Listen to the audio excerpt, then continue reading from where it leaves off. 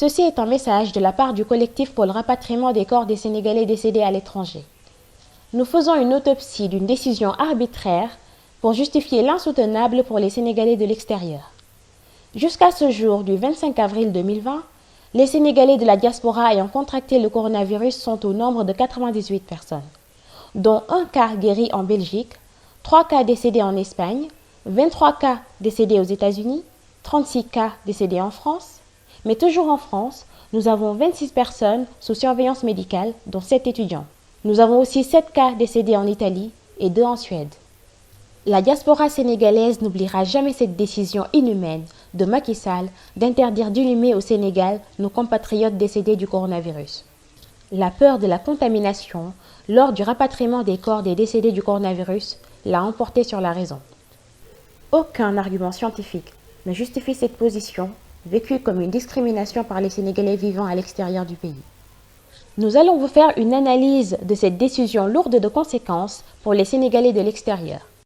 Les mesures d'interdiction de rapatriement de corps par le gouvernement du Sénégal s'appuient sur les 3 points suivants.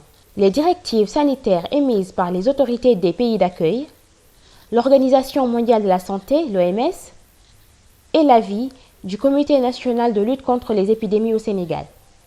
D'après la législation française liée au Covid-19, le transport international des corps s'effectue normalement, avec le caractère par nature stérile des cendres.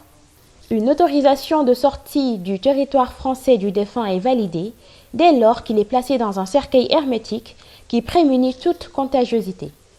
Le certificat d'absence de risque sanitaire ou de non-contagion du corps du défunt n'est pas nécessaire si le pays ne le demande pas. Si le pays de destination refuse le rapatriement de corps, le cercueil devra soit être inhumé en France ou déposé de manière provisoire selon le droit commun. Les préconisations de l'OMS sont les suivantes.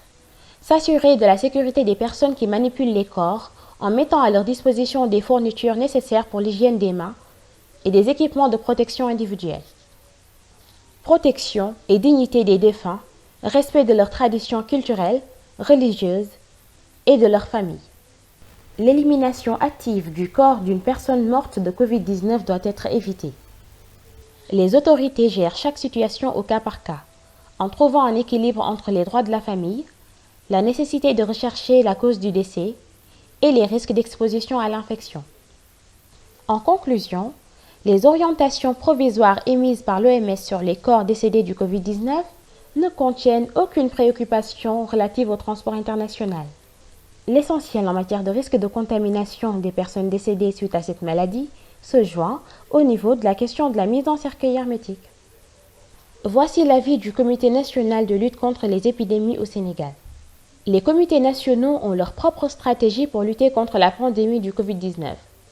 Au regard du fort risque de contagion lié à la manipulation des dépouilles, aucun transfert de corps provenant de pays infectés par le Covid-19 ne devra être permis.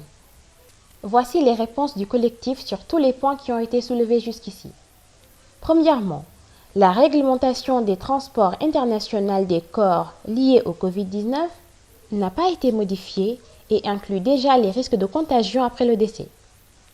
Deuxièmement, dans tous les pays gravement touchés, il est devenu très complexe d'identifier et de distinguer explicitement entre personnes décédées du Covid-19 et personnes non décédées du Covid-19.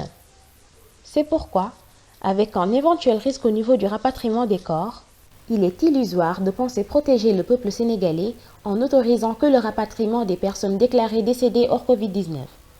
Un simple respect strict des règles en matière de transport international des corps suffit à protéger la population.